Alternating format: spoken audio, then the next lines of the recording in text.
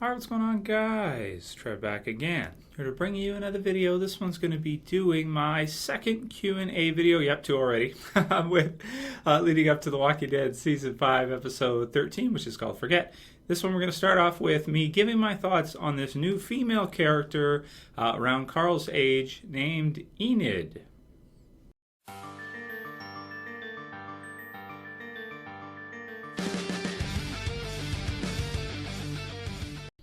Okay, so this is one that's been kind of a hot topic lately. A lot of people talking about Enid and this new character that's been introduced in episode 12. Spoiler warning for everybody. As usual, you guys know the drill.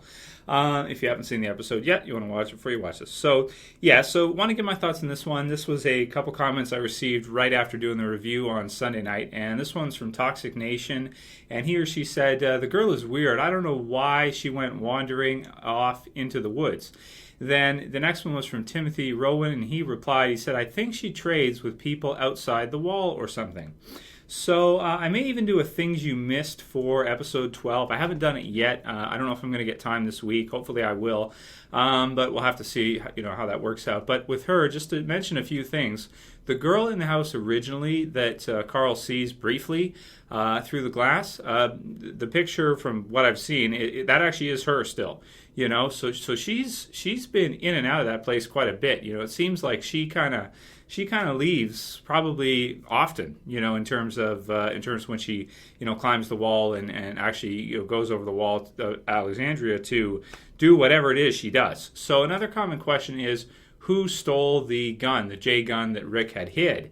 And it seems to me most likely that Enid was probably somewhere in and around there when Rick actually hit it and he didn't see her. And she probably went and grabbed it. So she may have actually taken that gun and brought it into Alexandria and hid it somewhere. So she may actually be armed. She may actually have a gun inside of Alexandria, which normally, for most times the series would be like, whatever, because at the prison there's guns everywhere and they don't really control it like that. But at Alexandria, they try to keep everything, with the guns especially, under control. They try to turn them over. They try to keep them, in a central location. That way, when people go home or go to their homes, there's nobody just has guns just walking around. Except for maybe we'll see what happens with Rick, because he's a constable, of course, and whether or not he's going to get one. But normally, all of the guns and everything would be accounted for, and it looks like Olivia will be the one, the hefty one, will be the one to, kind of divvy them out and, that type of thing and give them out when needed. But they're going to have gun control inside of the Alexandria Safe Zone. So that's something to note as well, too, is that she may actually have that gun and we may see it, before the end of the season. In addition to that, we do see that she seems closed off to everybody. So with Timothy Rowan saying here that I think she trades with people outside the wall or something, it certainly looks like she's up to something. What would be the purpose of going through all that trouble to climb, get out there? What's out there really? Zombies, everything like that, and just rubble everywhere. Yes, there's a house, but it's like abandoned and stuff. And maybe to play if she's bored or something. I guess that could make sense. Kids, they do stuff like that. But I do like this kind of idea of her kind of trading with somebody, or some other people have brought up in the comments that maybe she is some kind of a spy for the Wolves or something, which is a group that keeps being foreshadowed. We even saw on one of the books that Carl picked up, there was wolves on the cover of it. Again, if I do a Things You Missed video, we'll get into a lot more of this and the different things. There's also another spray-painted wolves on the side of one of the houses, I believe, when they were entering. So, we'll take a look at that as we get closer, and I think we'll see this Wolves group before the end of the season is up. I think they're the Scavengers. You guys have heard my thoughts on that and what I think. But the idea is she filling her backpack full of something and giving it to either the Wolves or somebody else, or is she kind of an insider for another group?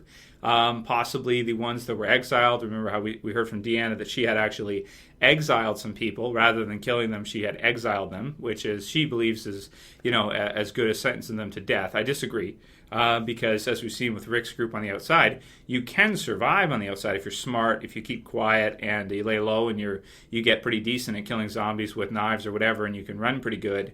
Have pretty good stamina. You can survive out there. You just have to get used to eating whatever you can find and, doing all those other things I just mentioned to avoid zombies.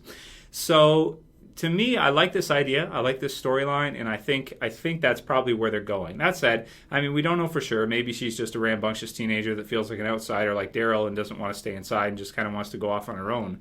Even though when Carl was kind of going after her, she ran off as fast as she could once she kind of got the idea that he might have been following her. Of course, she could have thought that he was a zombie anyway, and who knows. But I like the idea. I don't like the character so far. I shouldn't say I don't like the character. I personally, as a viewer and feeling for Carl, don't like her, and I don't think we're supposed to, because in that position, we're at the point of view of Carl, and he's meeting these other, kids his own age, and he hasn't really had that almost ever really in the series to meet kids his own age. So he's finally getting a chance to actually, do that. And, aside from at the prison, there was some, right? But they, of course, were killed off and all that. And she just she's totally closed off to them. So that also adds a little bit of weight to the theory that maybe she is a part of another group and she doesn't want to get attached to these people and she's being rude to them or not talking to them on purpose because she feels like they're not part of what she is. She's an insider, this kind of thing. And even though she's there, she doesn't want to get attached to any of them or anything. So that's possible. Other possibilities, some people think she's like a television series version of Sophia or something, because of course Sophia is dead in the TV series, obviously, this has been for a very long time. I also don't like that idea either. I don't like her for Carl. I don't think maybe she's a little bit badass, she's climbing walls and stuff like that, and not too scared of walkers to go outside, right? But I just personally, for me, I don't like the character so far. She rubs me the wrong way. She feels more like a villain than a friend at this time. So those are my thoughts on Enid. Wanted to get them out there for you guys. Why don't you guys go ahead and write your comments below on what you think of the character, what your predictions are for what's going to happen with her, Carl. Is she, just a normal member of the Alexandria group acting rambunctious? Or is there something else, more sinister going on here? Let me know what you guys think about all of this. So there's that. So we'll move on. We'll do a few more questions for today, and then I will leave it for tomorrow. Should have a new video for you guys tomorrow as well. I want to do that one comparison between Deanna and Douglas still from the comic books. So next question is from RG Super, and he says, Q&A, what's up, Trev? Keep the great videos coming. Well, thank you, RG. I will. My question is, do you think that the Walker torsos carved with a W were done by the same people that had the Walker tied up in the trunk? Or do you think, or could there be more than one bad group on the near horizon before we get to the next big villain? Well, that's a good point. I haven't heard anybody tie the girl that was in the trunk that was kidnapped to the other stuff that was going on. But obviously whoever did that was is a bad person, clearly. And just to leave her there also to starve to death, it seems, right? At least I think she died from starvation. I don't remember seeing any gashes or anything on her. Don't recall. But I think that's a pretty good. That's a pretty good, theory that you think that maybe she could be connected to the wolves. Yeah, I think so. We get the sense from what we're seeing in the environment around that this other group, the wolves, if it's a surviving group, which it seems like it, are just really nasty people. Really, really nasty people. Scavengers. Maybe not as bad as Gareth and the others because they don't really eat people, but they do some terrible things to people at the same time. So they're pretty nasty in terms of what we've seen so far. If what's going to happen is what we're kind of led to believe, unless there's any twists or anything. We don't know for sure. We haven't even met them yet, right? Next one's from Pat Sandzone. And he says, I was just wondering why so many of your subscribers are jerks. They behave like a bunch of spoiled, know-it-all kindergartens. I wanted to throw that in there. He says, not sure why they can't share thoughts and ideas without insulting each other. Welcome to YouTube, Pat. You must be new here. So, yeah, you gotta understand, that's the internet, that's how it is. Not just The Walking Dead. If you think that's bad, I used to do mixed martial arts videos where you get a lot of fight fans and UFC fans and stuff. And, oh my God, if you think the Walking Dead fans are bad, you got no idea. Also, Breaking Bad fans are worse too, much worse than Walking Dead, just because of the nature of the show. But yeah, you just got to understand. Sometimes that's how it is, Pat. I just want to throw it in there because I thought it was funny. Yeah, they do. Some of them, not all of them. There's a lot of really, really cool people here in the channel. But some people, they go the other way and they want to play the Carol game and they want to act like they hate the videos or act like they hate me or act like they hate you guys when really they've been here for a long time. So nobody believes that. If you've been here for 2 years, don't tell me you hate, you've been in comments all the time. Don't act like you hate it. It's just silly. Anyway, let's move on. KS Wolverine says, Trev, who do you think would win in a community battle between Woodbury and the Alexandria Safe Zone? So this is a great question. So Woodbury versus the Alexandria Safe Zone. Well, in the state that the Alexandria Safe Zone is in right now, definitely Woodbury, because the governor, you have to consider, too, that Rick's group, the survivors, have plot armor to a degree. This isn't Game of Thrones. So, in this story, no matter what, Rick's group is pretty much going to win. Even if they're captured by, the termites or whatever, they're going to get out. They're going to get free, even if it's not realistic that they would. So, you got to factor that in with the governor's group. The governor is really aggressive, and he's really smart, and he really does a good job of, if you look at the second time he attacks the prison, he does it totally out of nowhere. He takes Michonne and he takes Herschel captive. So he's a pretty badass dude, If he found out about a community like that, and let's say he had Merle and the others pre-battle with the prison guys, and he attacked the Alexandria Safe Zone, they just would not be able to handle him. They would have all the guns at the front. He would probably be in there within about 5 or 10 minutes, ram the gates down, do whatever he has to do, pull them out. He'd be ready for it all. And Aaron and the others, what would they really do? From what we've seen so far, I would say that the governor and Woodbury, at their strongest with Merle and Martinez and Schumpert and everybody, they would steamroll them. They might not even lose one fighter. They might lose like one random person. That's about it. But I think the governor would steamroll Alexandria. Deanna versus the governor. Yeah, not much. She wouldn't be prepared to deal with him. She just wouldn't. So I definitely would have to go with the governor in that one for sure. No question about it. They just don't. I'm sure that the governor, before we met him, has probably stolen from a lot more dangerous groups than the Alexandria Safe Zone. If you look at even those military guys that he attacked out of nowhere, right? Those guys probably could take Alexandria if they wanted to. Right? Isn't that fair to say? I think that's fair to say. So anyway, those are my thoughts on that. The governor would steamroll them. Moving on. Next one's from Evan. He says, hey, Trev, I love your channel, and you're my favorite YouTuber. Well, thanks, Evan. I have a question for the Walking Dead Q&A, of course. I was wondering now with the group in Alexandria, do you think they will ever go to Washington, D.C.? I always thought the shots and the views of Atlanta were cool. I would love to see what D.C. would look like in the zombie apocalypse. Maybe Washington, D.C. has held out this whole time, or it's another safe zone. I thought Washington, D.C. would have the best chance because that's where our government is. I hope the government would know what to do if a zombie apocalypse ever happened. Thanks for answering my question, and keep up the good work. So, great point. I don't think we're going to see it anytime soon. I definitely agree with you though. I would love to see it. I love to see different locations like that we haven't seen before. I know it's not easy for them to do it because they'd have to coordinate the whole city and they did it with Atlanta, and many times, and they did a great job with it. But Washington with the government there and everything, I think it'd be more difficult to do and do it justice. But I do think you're right that it could be a great place, just like Eugene thought, that would be a great place to go to in a zombie apocalypse because you would have a lot of defense stuff there. You'd have a lot of firearms and government personnel and armed and all kinds of stuff like that. So even if it was taken over, run down, you'd think that there would be a lot of opportunity there for you to find a safe place or to at least get some weapons and stuff. And it would be a good place from that perspective. So I do agree with you. I don't think we'll ever see it, though. I don't think so, because I do think it would be difficult to do.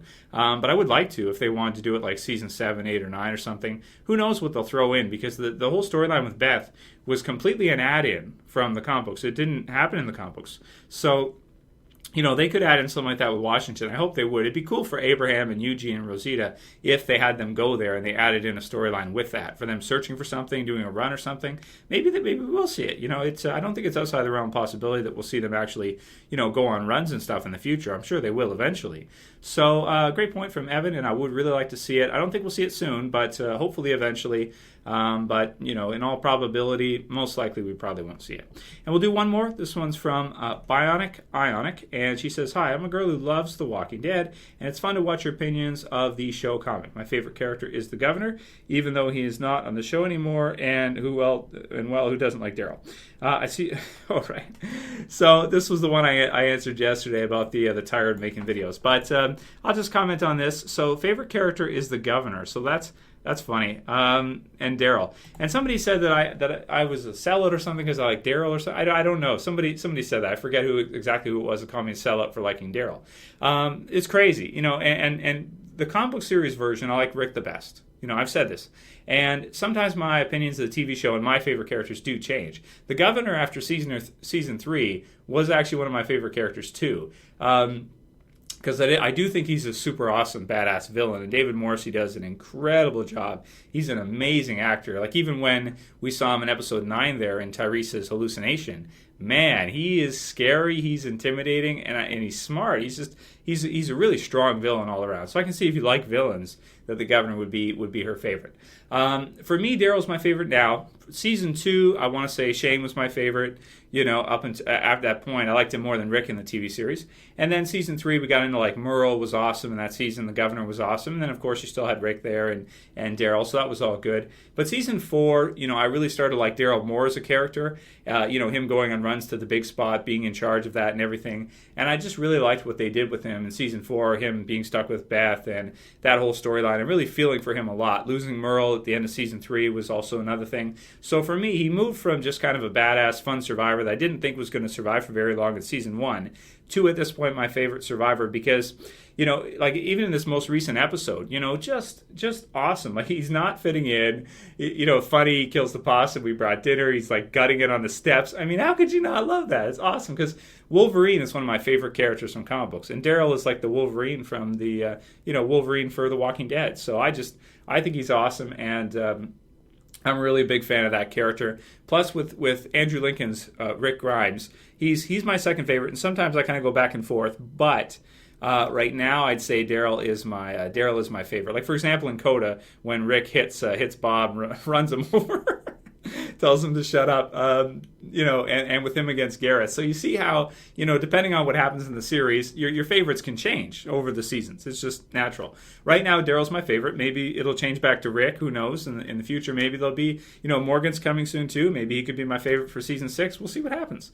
But yeah, I don't think I'm a sellout for thinking Daryl is my favorite.